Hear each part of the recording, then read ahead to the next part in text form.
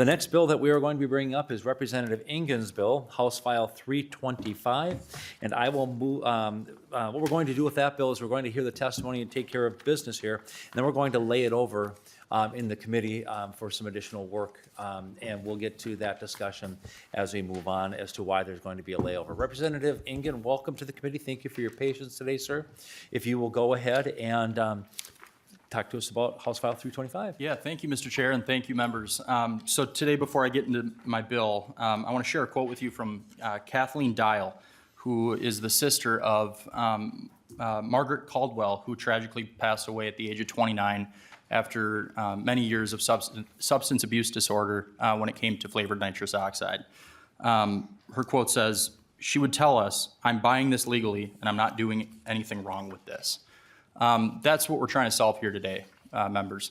We, right now, have the ability in this state to go to a tobacco store or Walmart or purchase on Amazon flavored nitrous oxide, which is it's knowingly being sold as a food additive or something that can be used in culinary arts, but with the guise of also having it be for personal use. And there are many side effects and ramifications for having taken nitrous oxide or laughing gas for extended periods of time, and that includes B12 deficiency and psychological, neurological, and heart-related issues.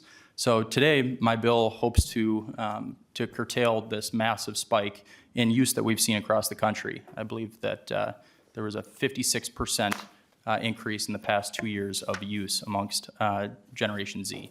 So trying to stop this this galaxy gas, and I know I've spoken with a couple other members on this, but these are also being sold with gas masks for inhalant purposes. This is blatant, it's in our face, it's obvious that it is not about culinary arts, and we should do something about it today. So I look forward to discussion. Representative Engen, do you have any testifiers today?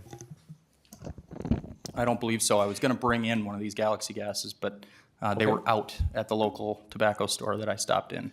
All right, well, then we'll ask if there's any members of the public who are here today that would like to testify on House File 325, the business before the committee at this time. Anyone wishing to testify on House File 325? Seeing none, we'll move to member discussion. Members, Representative Katiza-Watun. Thank you, Mr. Chair. And thank you, Representative Engen, for bringing this bill forward. I just have a quick question, and I leaned over to my resident EMT here, Representative Hewitt, to ask, in medical situations, I'm not sure if they utilize flavored nitrous oxide to help either, like he suggested maybe a dental procedure where they're going to have a child go under for a cavity or tooth removal or something like that. Do they utilize it, or if it is just like the plain non-flavored gas? And if it is flavored, will we have an exemption for medical professionals to still have access? Representative Engen. Thank you, Mr. Chair, and thank you for that question. It's 100% valid. We want to make sure that we're not excluding this use for legitimate medical purposes. From my understanding and from my research, they're actually adding some sort of it almost looks like a chapstick container, and that's what gives that flavor to maybe a kid who's undergoing surgery or being seen for those medical reasons. But I'd be happy to work with you offline on this and see if we have that language correct so that it can continue to be used in those types of circumstances. Chair Katiza-Watun. I'm trying to use your formal title here. Thank you, Mr. Chair. And thank you for that, Representative Engen. It's definitely something that I'm interested in. I know that it's offered to people when they're in labor. I had a personal experience that I'm not going to share on the record, but we can talk offline about it. It's a pretty funny thing. Any other member questions? Representative Hewitt, I kind of thought you might be weighing in on this since you were referenced by the previous member.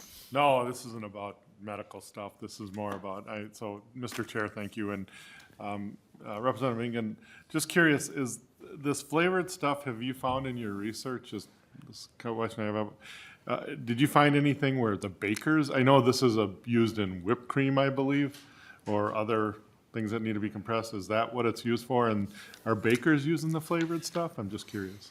Representative Engen. Thank you, Mr. Chair, and thank you for the question. I have seen circumstances in which it's used for maybe a margarita mix, or it's used for certain infusions of flavor to a beverage, but I've not seen it like widely used amongst the profession.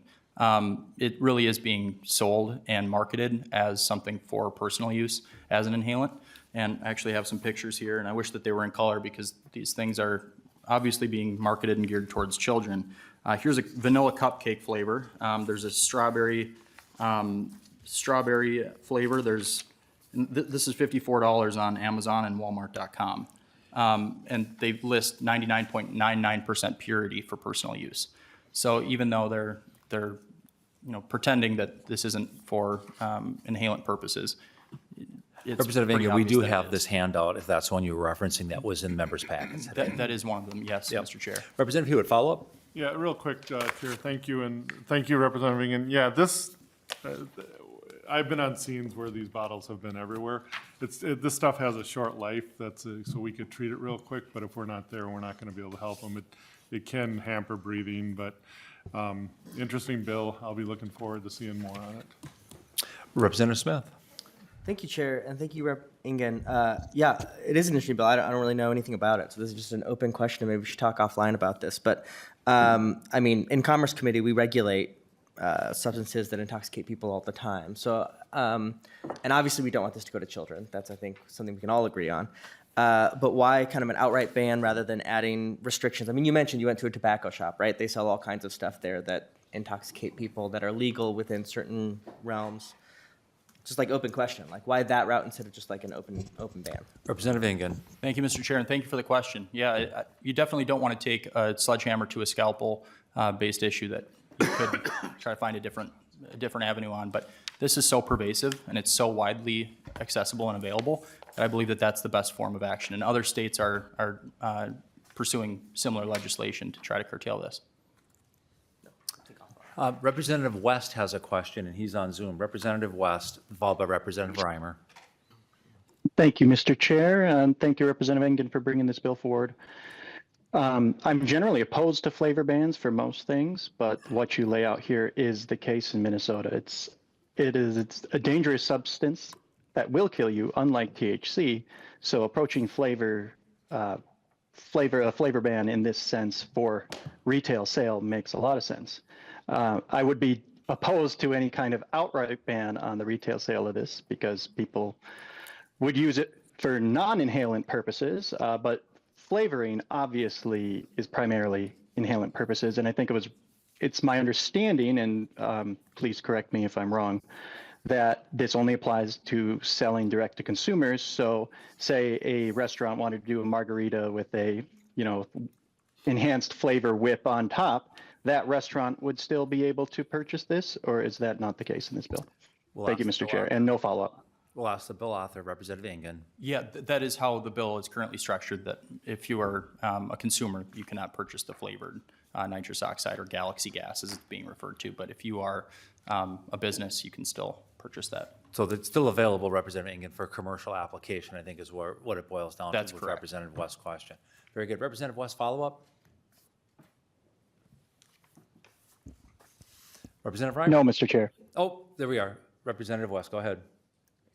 Oh, I'm sorry. Representative Reimer, followed by Representative Hurd. Thank you, Mr. Chair, and thank you, Representative, for bringing this bill to the table. I'm always a little bit skeptical about kind of, panic banning a product based on, rhetoric and, not rhetoric, but like there are real cases of kids being impacted by this, obviously. You'd had a testifier that was ready to kind of talk about that. Are there any, statistics on a statewide level or nationally about how many kids this is actually hospitalizing or killing? Representative Engen. Thank you, Mr. Chair. And if you would indulge me for just a second here, I know I have that stat written down amongst my slew of papers here. I want to say that it's 11 million Gen Zers that have admitted to use, or that the, let me find this stat here. 2024 article in the journal Addiction noted that 11.4 million Gen Zers are using currently. So that's a staggering number. It's gone up 56% in the past 2 years alone for use. And that's why we're trying to address this with such a heavy outright ban of that flavored to consumer sale. Representative Ingen, can you clarify 11.1 million? What was the? 11.4 million Gen Zers are using. Okay, So that's a pretty big number then. It's a huge number. Representative Reimer, follow up? Thank you, Worldwide, Chair, not and nationwide. thank you, Representative. Yeah, so with 11 million uses, I would expect the death or hospitalized epidemic, I would expect to be pretty massive as well. Is there any numbers about that specifically? I mean, obviously 11 million people using a product that is potentially dangerous is of concern, but if it's extremely dangerous, I would expect a massive increase in hospitalization. Representative Ingen. Death. Thank you, Mr. Chair, and thank you for the question. I don't know those numbers offhand here, but I mean, I started out with a family who lost a loved one, a 29-year-old individual who passed away tragically because she was battling with substance abuse disorder and was of the belief that this was a safe high. And that's how it's being marketed currently. It's galaxy gas, it's fun, it's laughing gas, it's something that hospitals use. It can't be that bad, but over an extended period of time, the more you use this, the worse it is for you. And so that's why we're trying to curtail this now, so we can quell that epidemic in hospitalizations and potential death that could be on the horizon. Representative Herr, followed by Representative Cha. Thank you, Chair. And Representative Ingen, maybe this is not necessarily a question for you, but maybe for this body to consider that if we are supporting bans on this type of products, that I hope that you will all join in and support Representative Cha's bill on the ban on flavored tobaccos. If you notice the price here of these products, this is $80. A price of a pack of cigarette is $15. That this is actually much more expensive and it's being bought at that level. I know that we already have some restrictions on cigarettes, but we know that in those, it is, flavors are targeted towards, and menthols are targeted towards young people, and the same with flavored cannabis. And so I would like for us to sort of think about in totality what it means when we're trying to keep our children safe. And I don't know, Representative Ingen, if maybe there's a way that maybe we should probably be packaging some of these bills together to protect children when they're using these substances to get a high off of. So just a thought for the committee. Thank you, Mr. Chair. Thank you, Representative Herr. Representative Cha. Thank you, Chair. Representative Ingen, thank you for bringing this bill forward. I guess my question to you is would you also support flavor ban on vapes and vaping products? Representative Ingen.